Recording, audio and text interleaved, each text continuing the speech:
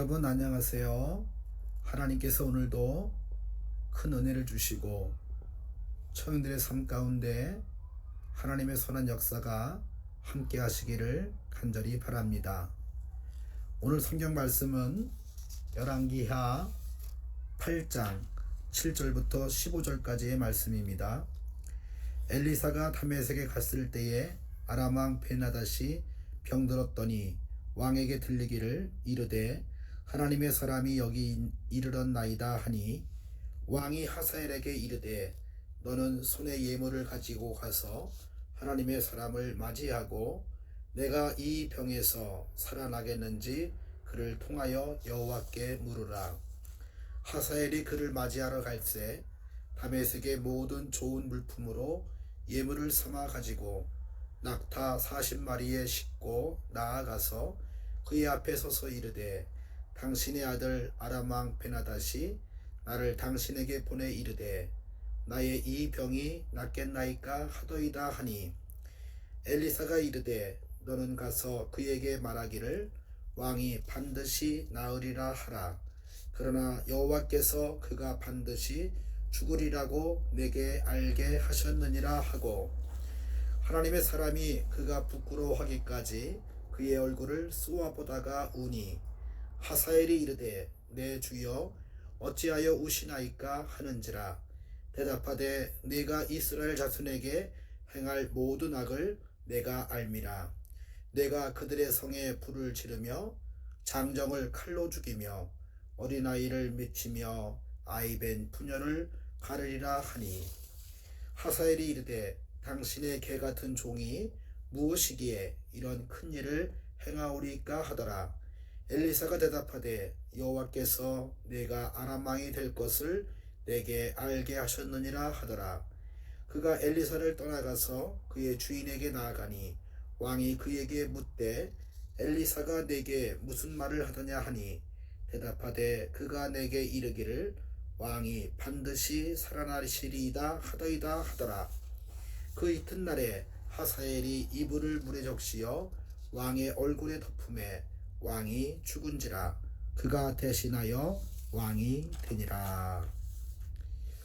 엘리사가 다마스쿠스에 갔을 때 아람 왕 베나닷은 병이 들었습니다. 어떤 사람이 왕에게 하나님의 사람이 이곳에 와 있다는 소식을 전하게 됩니다. 베나닷은 그의 신하였던 하사엘에게 엘리사 선지자에게 가서 나의 병이 어떻게 될지에 대해서 물어보라고 하게 됩니다. 엘리사 선지자와 하사엘이 만나게 되었을 때 엘리사는 그에게 말하기를 왕이 죽지 않을 것이다 는 이야기를 합니다. 그러나 병으로 죽지 않지만 또다시 곧바로 죽게 될 것에 대해서 말씀하고 있어요. 병사가 아니라고 한다면 다른 요인에 의해서 죽게 되는 것이지요. 다메섹에 갔던 이 엘리사 선지자가 하사엘을 만난 것은 열왕기상 19장 15절부터 19절까지 있는 말씀을 보게 되면 나이가 늙었던 엘리야 선지자에게 하나님께서 지친 몸을 일으켜 세워주시고 그에게 호렙산에 이르게 하신 뒤에 앞으로 남은 그의 사명에 대한 말씀을 하시는 내용입니다. 먼저 말씀을 읽어보겠습니다. 여호와께서 그에게 이르시되 너는 내 길을 돌이켜 광야를 통하여 다메섹에 가서 이르거든 하사엘에게 기름을 부어 아람의 왕이 되게 하고 너는 또 님시 아들 예후에게 기름을 부어 이스라엘의 왕이 되게 하고 또 아벨 무홀라 사밧의 아들 엘리사에게 기름을 부어 너를 대신하여 선지자가 되게 하라.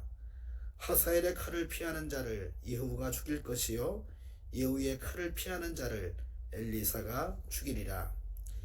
이 말씀은 엘리야에게 주신 하나님의 말씀이었습니다. 그 말씀을 또한 엘리사 시대에 엘리사 선지자가 행하는 것을 보게 됩니다.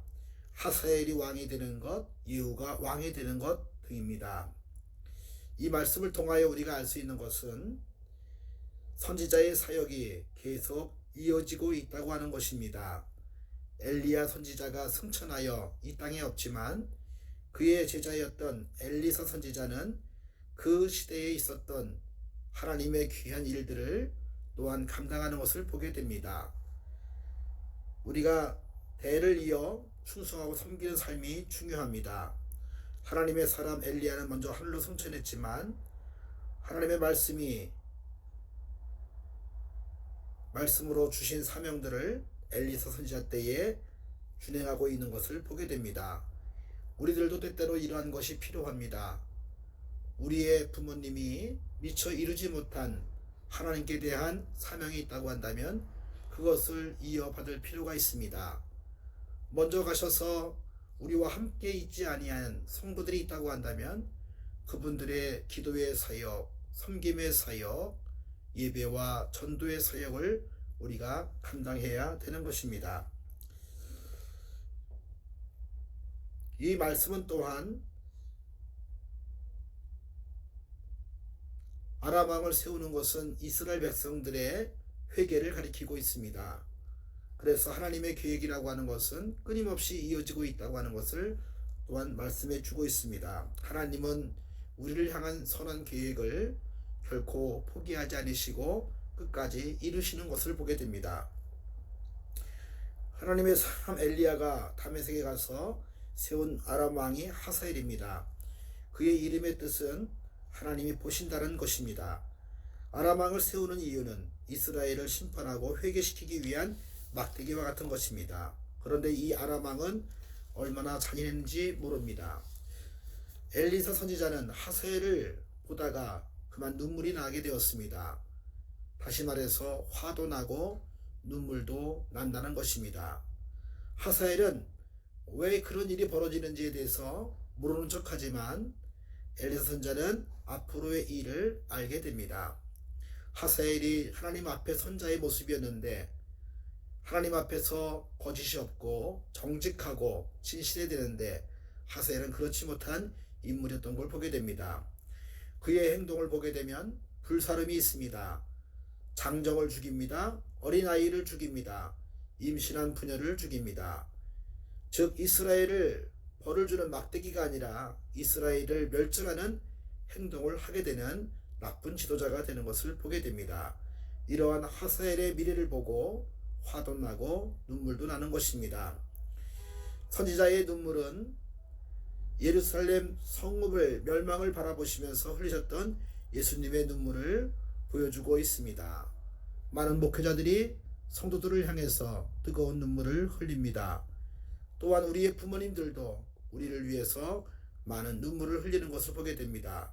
그 눈물의 기도로 말미암아 우리들이 지금 여기에 서 있는 것을 보게 됩니다. 시편 126편 5절부터 6절까지 말씀을 보게 되면 눈물을 흘리며 씨를 뿌리는 자는 기쁨으로 거두리로다. 울며 씨를 뿌리러 나가는 자는 반드시 기쁨으로 그 곡식단을 가지고 돌아오리로다. 라는 말씀이 있습니다. 사랑마을과 꿈도서 사이에 사이길을 가다 보면은 여러 시집이 있습니다. 그 시집 중에 도종환 님의 흔들리며 피는 꽃이라고 하는 그러한 시가 있습니다. 꽃을 피우기 위해서 바람을 맞으며 흔들리게 되죠. 또 비와 이슬에 젖어드는 그와 같은 것도 있습니다.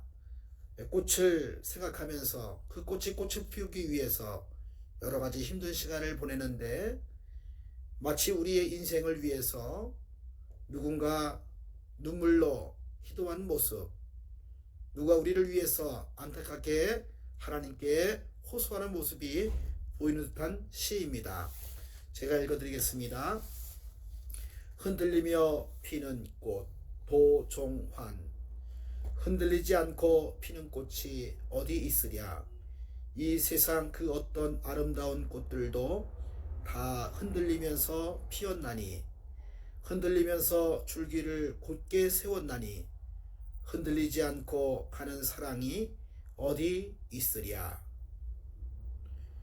젖지 않고 피는 꽃이 어디 있으랴. 이 세상 그 어떤 빛나는 꽃들도 다 젖으며 피었나니 바람과 비에 젖으며 꽃잎 따뜻하게 피었나니 젖지 않고 가는 삶이 어디 있으랴. 기도하겠습니다. 사랑의 하나님 아버지, 선지자의 눈물에 대해서 오늘도 알게 하시니 감사를 드립니다. 우리를 위하여 눈물을 흘리며 기도하신 많은 분들이 있습니다. 목사님과 또 여러 신앙의 선배들이 있습니다. 우리가 그 눈물을 기억하며 날마다 믿음으로 살게 하여 주시옵소서. 하나님 아버지, 우리 모두는 하나님 앞에 선자임을 늘 깨닫게 도와주셔서 하나님 앞에 거짓이 없고 정직한 모습으로 진실된 모습으로 살아갈 수 있도록 우리를 붙들어 주시옵소서. 우리 모든 청년들의 삶 가운데 하나님께서 도우심으로 말미암아 일평생 기쁨의 눈물을 흘릴 수 있도록 은혜를 베풀어 주시옵소서. 어느 곳에 있든지 지키시고 함께하여 주옵소서. 예수님의 이름으로 기도하옵나이다. 아멘.